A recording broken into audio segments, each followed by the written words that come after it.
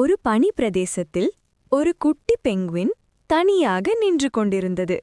அதன் கண்களில் ஒரே ஒரு கேள்வி: நான் ஏன் எல்லாரையும் விட வேற மாதிரி இருக்கேன்?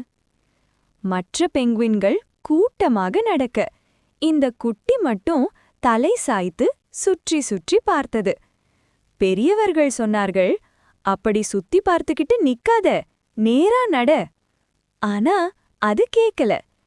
ஏனென்றால் அது மேலே பார்த்தது வானம் அழகாயிருந்தது, சுற்றி பார்த்தது உலகம் புதுசாயிருந்தது. ஒரு நாள் புயல் வந்தது. எல்லாரும் ஓடினார்கள். ஆனா இந்த குட்டி பெங்குவின் புயலை முதலில் கவனிச்சது, எல்லாரையும் எச்சரிச்சது. அப்போதுதான் எல்லாருக்கும் புரிஞ்சது, வேற மாதிரி இருக்கிறவங்க தவறு இல்ல, அவர்கள்தான் முன்னாடி பார்க்கிறவர்கள்.